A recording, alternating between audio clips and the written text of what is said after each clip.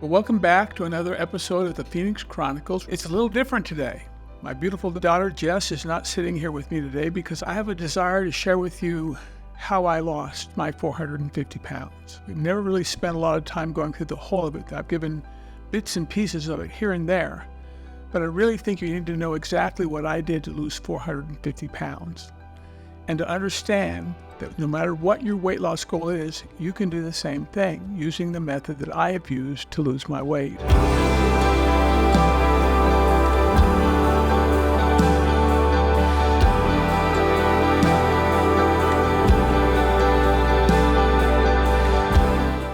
So the first question that people ask me is when they found out I used to weigh 660 pounds, and I'm not exaggerating, that's what I weighed, is how in the world did you ever weigh 660 pounds? What did you do? How did you do that? The answer to that question is easy. I ate whatever I wanted, whenever I wanted, and how much I wanted for 20 years. And that meant that I was eating huge volumes of food. As a matter of fact, as I was approaching the start of one particular weight loss method, I went to a restaurant called Jack in the Box in Southern California, and I ordered 20 of their tacos and 5 of their double cheeseburgers. And I ate them all in one sitting. That sounds insane, but I did that. And that's not the only time I did things like that. Besides that, I would graze and eat food all day long. And I would take no prisoners. Whatever was available, I ate. If I would go to the store and buy a package of Oreo cookies, by the time I got home from the store, half of those cookies were gone. And that package of cookies never lasted a full day. And I was the one that ate all the cookies. My kids might get 1 or 2, my wife get 1 or 2, but I ate all the rest of them. No matter what it was, I was just overindulgent in those things. And it took 20 years to gain all that weight, but I did gain all that weight. I actually owned a pizza parlor chain that I created in California. And when I did that, started at about 400 pounds. I got up to about 500 pounds by the time I was done, just eating pizza all the time. Now, I used to say that I'm not getting fatter. I'm just doing a lot of research and development, where the only thing developing was my big body. But the reality was I ate all the time. I would tell my staff to bring me over a large pepperoni, sausage, and mushroom pizza, and I would drink all kinds of Coke with it at the same time, and never Diet Coke, which isn't good anyway, but I would drink the full sugar Cokes and eat my life away. And I did that constantly over and over and over again. If ever I went to the gas station, I always put gas in my car and went in and got something out of the market. Candy bars, chips, pastries, just whatever was there. Sometimes they had food set up where you could buy a hot dog or a burrito, and I would pick those up and eat those too. And this was in between my regularly scheduled meals. I never just ate breakfast, lunch, and dinner. I ate breakfast, and then I ate snacks. Between breakfast and lunch, I ate snacks continually. I did the same thing after lunch. I would eat my lunch, and it would be a big lunch. I'd always make sure I had as much food as I could get my hands on. I would eat that food, and then I would eat and snack between lunch and dinner. And then I would eat dinner. You think I'm done then? Not on your life. I would eat my dinner, and it would be a big dinner full of all kinds of food, like a pan pizza that was this long and this wide, and I would eat most of that, sharing it with my wife and my daughter, but I would eat most of that. And then it would come with 50 chicken wings. I would eat most of them as well. That big pan of pizza and those chicken wings didn't last a day. There was no leftovers. I ate it all. And then after dinner, you bet I snacked more. I ate and I ate and I ate. Why did I do that? I have no clue. I can't explain what got into my head that made me believe this was a good idea. I just ate and ate and ate, and I got heavier and heavier and heavier and heavier until something terrified me. Now, my obesity, my being fat, it didn't scare me. For some reason, I was fine with being fat. I was a person that worked every day. I didn't lay in bed and wait for people to feed me. I went to work every day at my office and had to work for myself because not many people were looking to hire a 660-pound man. So I worked for myself, and I would go to my office and do different projects. And while I was doing these projects, I would have all kinds of food in my desk and all kinds of food in the refrigerator at the office where I could eat and eat and eat all day long while I was there. And I did that constantly. Obesity didn't scare me. I always believed I could lose the weight. It's just a matter of me starting a diet, by some miraculous method, Within 3 months, I'd have it all lost, which is insane. You can't lose that kind of weight in 3 months. It's going to take years to lose the 400 or 500 pounds that I needed to lose. But I didn't see it that way. I just thought I would do something miraculous and it would be easily done, and it wasn't. So I just didn't diet at all. I just kept getting fatter and fatter and fatter until one day I found out I had a real bad case of diabetes. Now, diabetes scared me. I'd seen what people had endured with diabetes, people who didn't manage their diabetes well. And I knew if I had diabetes, I knew one thing about me. I wouldn't manage it well. I would take my insulin, I would take my pills, I would check my blood every day and grab a package of Oreos. I would do the things all wrong all the time. So I knew I wouldn't manage it well, which meant that it would lead to the disastrous side effects of diabetes. I call that dying on the installment plan, where they take a finger here, they take a toe here, they take a foot there, ultimately take your leg. You lose your sight because diabetes affects your sight, and it leads to heart disease, which leads to a heart attack. Those things scared me. And when I was scared to that level, my wife came up with a solution. She had heard about this thing called bariatric bypass surgery. I know you all know what that is. And I looked into that, and I was terrified by that because I was, as big as I was afraid of the idea of going under the knife for any prolonged period of time. But the reality was I didn't know what else I could do. And so I opted into getting surgery done. Now, I lived in New York at the time, and the surgeon who performed this operation was in California, San Diego, California. And I found out about him because there was a famous singer named Carney Wilson. She was the daughter of Brian Wilson of the Beach Boys. She was in a group called Wilson Phillips, and they had great songs, great hits, but she was very overweight.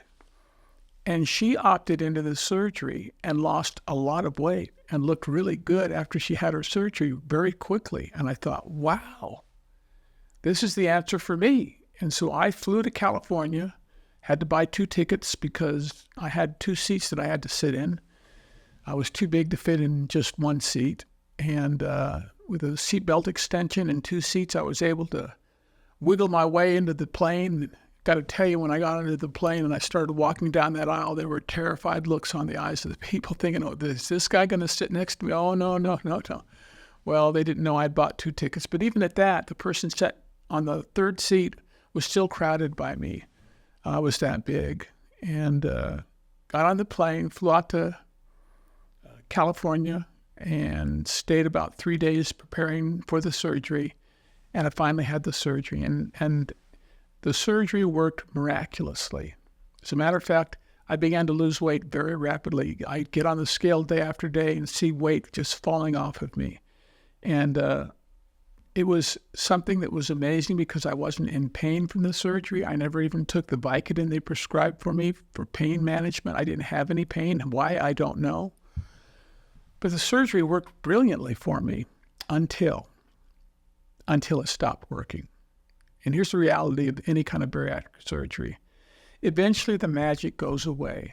I think what happens is the body catches on to the trick you played on it. And it says, no, wait a second, you're trying to starve me. I'm not going to let you do that. So I'm going to hold on to weight. As a matter of fact, what I did after I lost 175 pounds, I gained about 15 pounds back. And now I was really scared again for the second time. Terrified because the magic plan had come up short. I had not lost enough weight to make a real difference in my life. I was still a huge man. And so I decided I had to go on an old-fashioned diet. I had to use my willpower.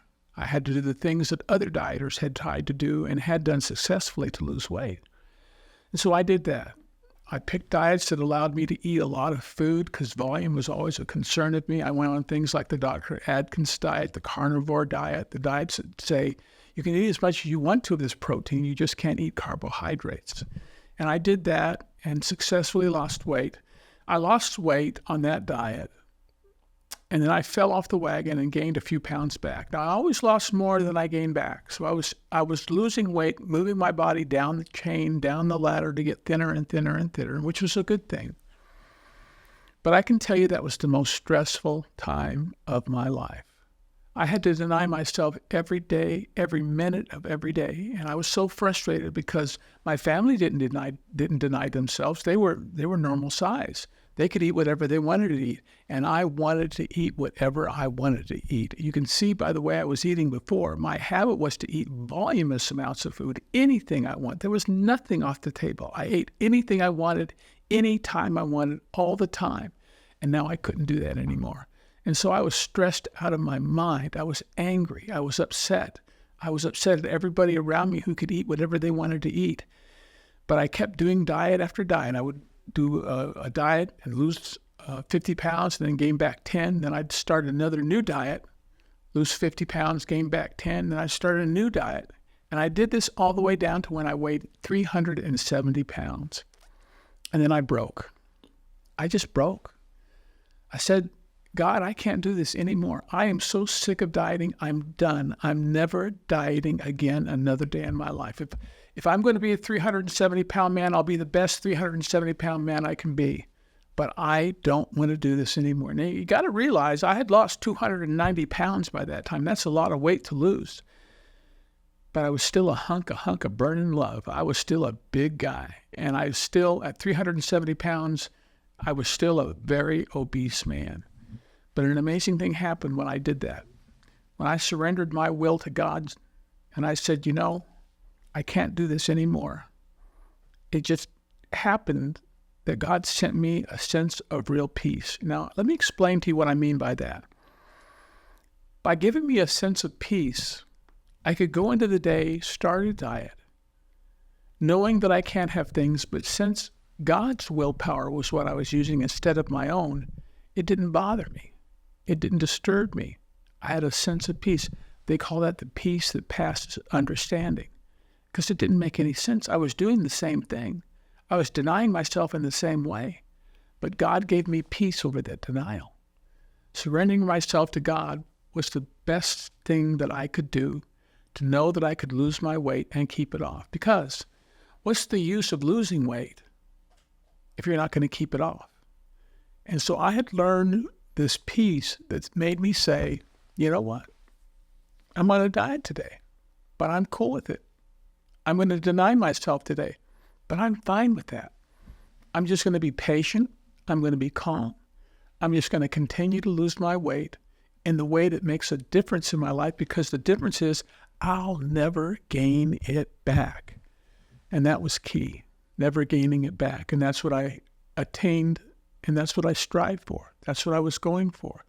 Because I had been up and down, up and down, up and down my whole life. From the time I was 12 years old, I was heavy, I was thin. I was heavier than I was thinner. I was heavier than I was thin. It was back and forth all the time, with the majority of the time me being overweight.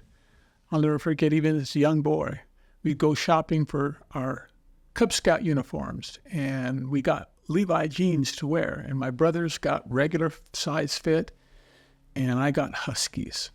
I didn't like the name Husky because that's just a real gentle way of saying you're a fat kid. I didn't like that, but that's what I had to have to live with. But I lived with that all my life. And then when I got into high school, while other guys were wearing size 34 and 36 pants, I was wearing size 40 and 42 pants. Even when I played football and was in good shape, I was always bigger than the next guy. Nobody thought I was a running back. Nobody thought I was a baseball player. They knew I was a lineman. And linemen can be heavy, and that's cool. But I didn't want to be a lineman that was heavy and cool. I wanted to be a normal guy. I wanted to be able to go to the store and buy clothes right off the rack that fit me and look good on me. I didn't have that opportunity. And the other thing that happens is that when you're overweight and you don't want to be overweight, you're always buying clothes that are a little tight, so you're uncomfortable all the time in these clothes. And that's what I lived through. That's what I lived through. But when I came to the point of passing it on to God, giving him the opportunity to work within me and for me and through me, I found real peace. And that peace is something that you can find too by doing the things I'm going to show you how to do. I'm going to take a little break now. When we come back, I'm going to show you specifically what it was I did at that point to lose the rest of my weight. We'll be right back.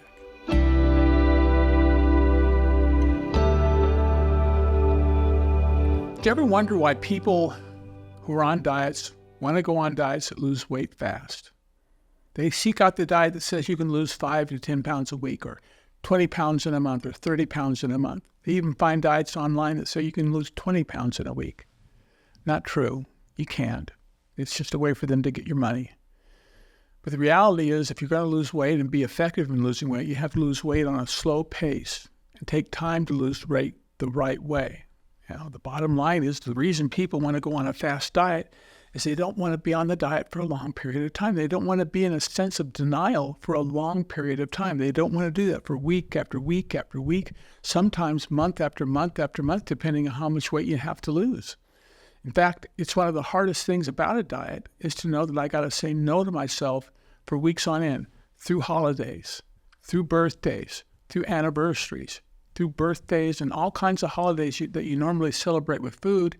You couldn't do that. Or even celebrating successes in your life. You couldn't do that anymore because you had to stay on your diet.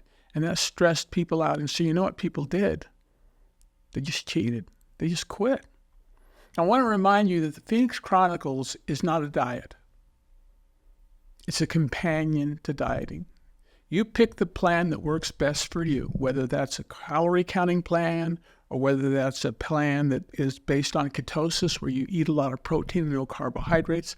No matter what kind of plan you use, you have to be constant in that plan and you have to be solid. You have to be somebody that doesn't cheat on your diet. That's where we come in. We deal with the mind, the heart, and the soul. And that's how we can show you can do the same thing. But what is it you do? Our willpower as a tool to lose weight is oppressive and demanding. But when you are partnering with God, you can use His willpower to achieve the weight loss goals that you want to achieve. That's what I did. I had peace. I was doing the same thing. I was dieting, but I was dieting without stress on me. And I wasn't in a hurry to lose weight this time because I didn't have the stress about losing the weight. Now, God changed my mind about food. We talk about Romans 12, 1 and 2 all the time, but I want to spend some time on Romans 12, 1 and 2 right now. I'm going to ask you a question. As you're watching this podcast, do you believe in God? Do you believe the Bible is His Word? If you believe in God and you believe the Bible is His Word, you have to take into account what it says in Romans 12, 1 and 2.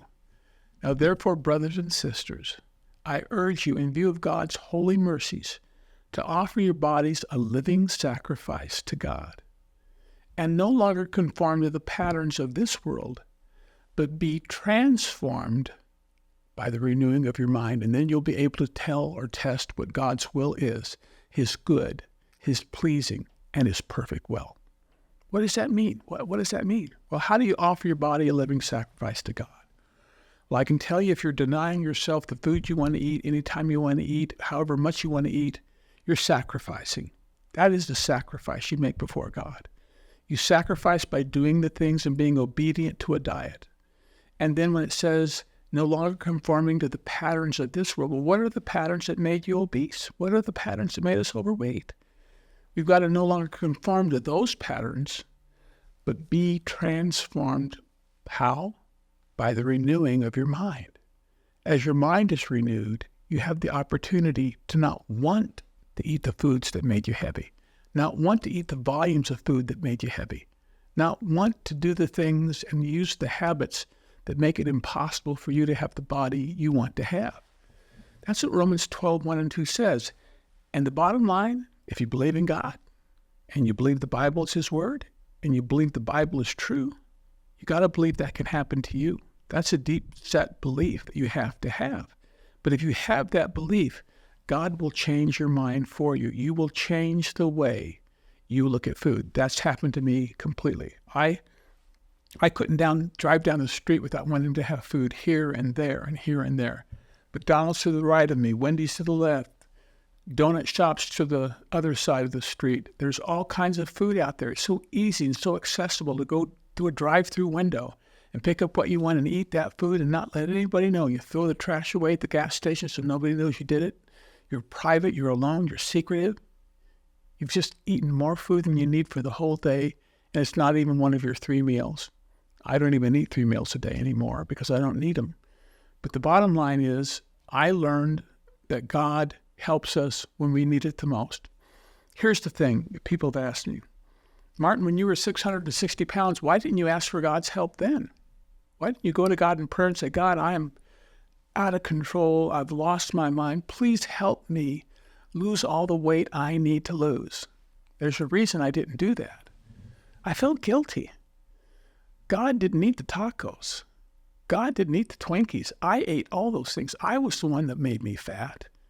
Why could I then go to God and say, God, I've ruined my body. It's out of shape terribly. I need your help, though. Come help me. Why would I do that?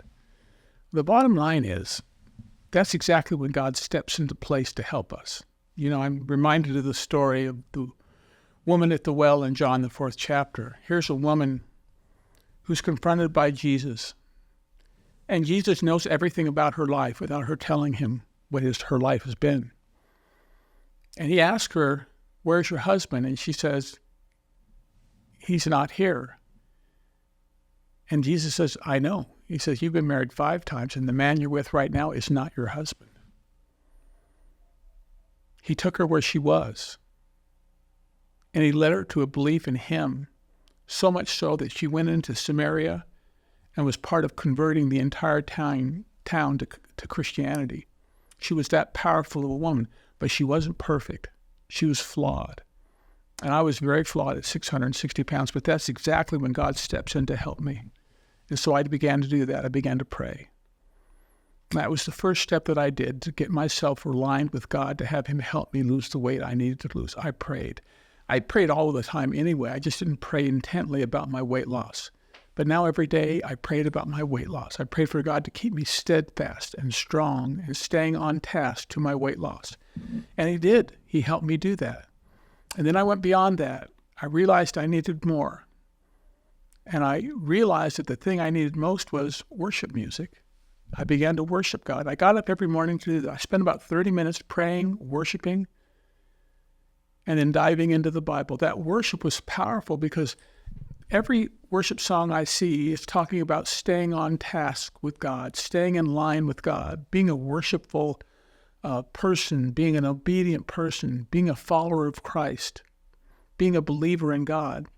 Being all those things are all intertwined with what it means to be on a diet on a daily basis. And I would sing these songs in the morning, and then during the day, I would play them in my car when I drove. I'd go to my office and put it on my computer. I'd listen to these worship songs every day. And it just strengthened me and kept me right on track through the day. And then I realized I had already taken time to talk to God in 2 ways. I prayed to him. I worshiped him. Now I needed to hear God's voice. And so what I did at first is I just read the Bible, which is a good thing to do. But I found that after I was done reading the Bible, even if I read for 30 minutes, I couldn't remember what I read often. So I decided to make it more direct, and I started to memorize Scripture. I started with Ephesians, the 6th chapter, verses 10 through 18, putting on the full armor of God. When I go through days and I'm tempted to want to eat food, first thing I do is I speak Jesus against it. I speak Jesus' name about it, and that helps me stop what I'm doing. The other thing is I quote the putting on the full armor of God, so that I can be ready to stand firm against the devil's schemes. You know, the devil wants you to be overweight. The devil wants you to be out of shape. The devil totally wants you to do that. So I went to intense Bible study.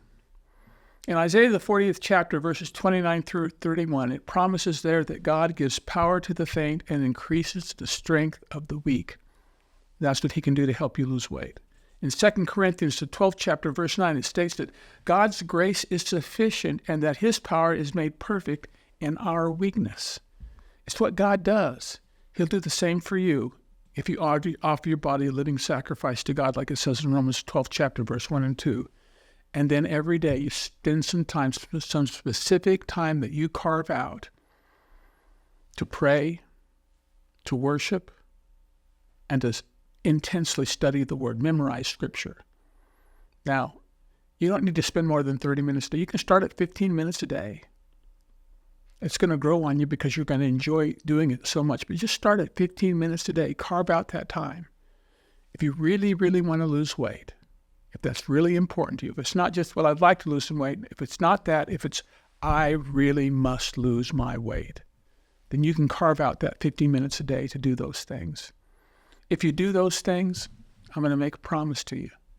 You will succeed. you will lose the weight that you want to lose. I want you to know that I appreciate you taking the time with me today as I share my story. It's an embarrassing story to share. I'm not proud of the fact that I weighed 660 pounds. I'm not proud of the fact that I made my wife endure 20 years of obesity. I'm happy that now she has a husband she can look at and be proud of. And of course, I pay her to do that. No, not really. I just really am delighted to be in the place that I am right now. And it's because of her love of me, God's love for me, and my willingness to submit myself and my will to God's will. To say, I can't do it, God, not my will, but thy will be done. It's a simple formula, but it works. And it can work for you if you just take the time and make the commitment to carve out that special time for yourself. So with that, I'd like to thank you for being with me here today. Next time, Jessica will be here. Eventually, Jessica's going to do one on her own too, where she shares her great success she's had since she started her weight loss story using the Phoenix Chronicles and a weight loss tool through bariatric bypass surgery that she'll share with you. I'd like you to check out our website at thephoenixchronicles.com. There's a lot of resources there we'd like for you to see. And we just love to hear from you. If you would, on the YouTube page, if you would please post questions or offer prayer requests. We'd love to hear from you so we can get back to you and get feedback from you so we can share with you the things and the methods that we have done to make this work for ourselves. If you do come to the podcast on YouTube, please subscribe there and like it and share it with other people, because we'd like to share this with as many people as we can, because we really do believe that we can make a real difference in people's lives. So with that, I'd like to say God bless you and let you know that we're praying for each and every one of you who are going with us on this journey. We appreciate you taking the time you've taken with us. You have a blessed day.